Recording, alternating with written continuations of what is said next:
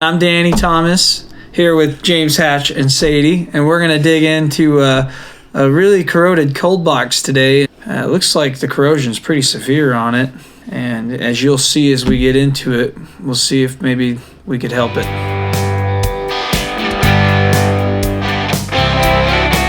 We've been in this industry for over 20 years now, and we've worked on a lot of different projects. Some of them are in pretty rough shape, like this one here. You should look at this one and take an inventory first before you start something like that, like we're going to do here, of what needs to be done. What's the scope of work?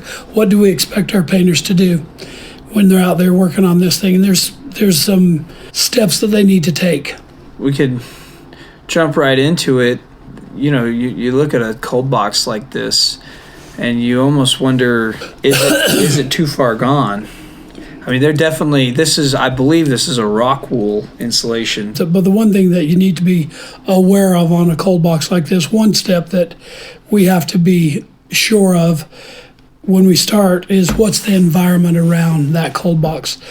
Are we getting a lot of chloride on the cold box? Is it by a cooling tower or by an ocean where we're getting a lot of salts, a lot of different corrosion like that, or a chemical plant? We've seen some corrosion off of a manufacturing facility that did fertilizer, and it was getting these chlorides on there. So first of all, you need to determine whether you need to decontaminate it, right? Because your paint's not going to stick if it's got chloride on it.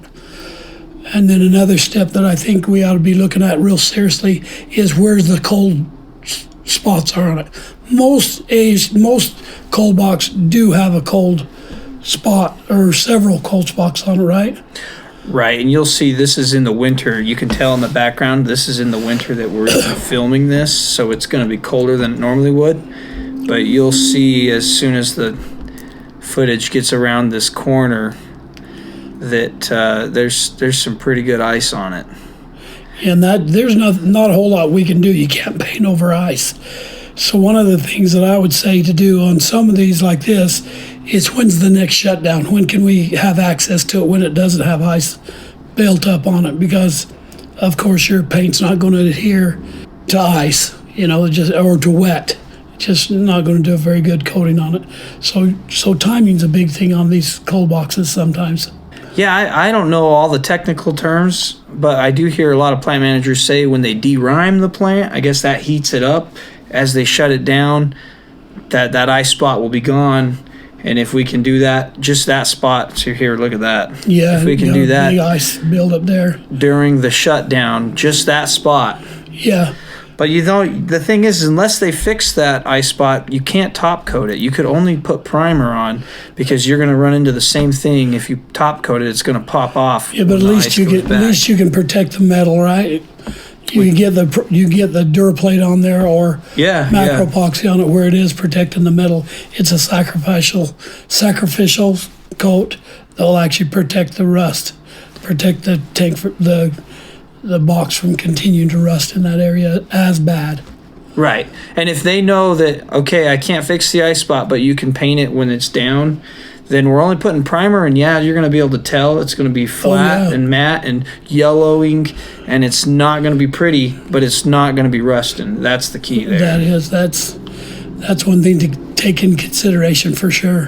One thing to look at on these is it looks like they've had a lot of people in there doing some paint on it before, and look how the pipes are looking pretty bad. Got a lot of paint on some of the places they shouldn't. So there's nothing we can do on that to clean it up except paint the whole entire pipe.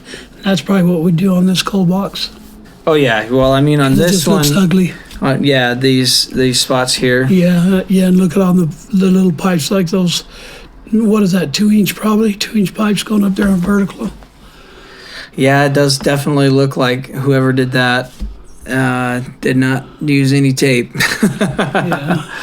A lot of that, and it looks like they just painted over, flaking paint. Yeah, because it's continued to flake off over here. But that could have been done in house. We don't know. Wasn't done completely correct. We can see some problems. Right.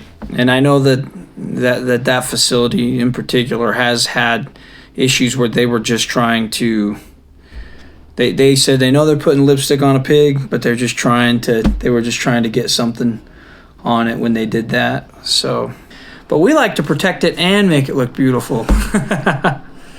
Yeah, protecting your assets comes first, and then of course the aesthetics comes into play, especially when it's next to a freeway like this one. You're going to be hundreds and hundreds of people every day looking at it. Right. So when you're looking at one like this, you got to make sure that there's the one thing that we always do is we don't paint it until we have a clean, solid surface, right? Right. And so like the paint. So like this right here, you can't paint over that. You have to get an edge on that. Yeah. You can't paint over that. You have to take sander to it and sand it down. Or at least make sure there's a lift. I mean, even if you weren't sanding it, if it was like, there can't be at least lift, because then you're not getting on a solid surface. Right. You're not getting any paint underneath that if it's got that loose paint on top of it like that. So come in and wash it with a 5,000 PSI, knock all the loose stuff off, because a 5,000 PSI with an oscillating head is going to take off most of that loose stuff. It's going to, and you're going to have to put a mesh down on the ground, your landscape mesh down on the ground, so you pick up all those chips, because you're going to be washing off a lot of chips on that one. It'll be snowing. Yeah, so you have to be ready for that, because your gravel down below will look really bad after gravel or concrete, whatever's down below is going to look really bad. And on a cold box like this, you first wash it down with a high pressure washer, which is at least 5,000 PSI, and that'll clean that up real nice. And then you go in and treat that rust real good. And then the part comes, the aesthetics comes into play really a lot with me. Our name's going to be on that for at least 10 years, right? Brio's going to be on that cold box for 10 years. So my thought is, it better look good for the longest period of time that it can, because in some cases we drive by it a lot. We have trucks going up and down the roads all the time throughout the United States. So when you see pipes like that, you just coat that whole thing. You make it all white. You make it blend in real nice, so you don't see all that ugly paint that was done previous by another contractor. I would totally agree. And then just clean up all the spots, all the overspray and stuff, whatever you can see, whatever you can clean up, you clean up. Then come in there and, of course, put that aluminum mastic on there. And then you start with then you go ahead and put like the Duraplate or the Macro Epoxy 646 on, and then go ahead with the top coat. Nice looking cold box.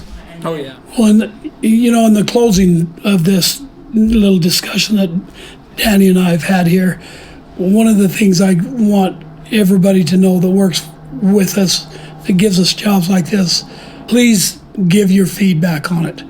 If there's anything that you see that you have questions about, please call us, because our whole goal is to take away the stress, take away the worry from you guys, place it on us. We get the job done, we get it done right, and we get it done right away. Get a hold of us, connect with us.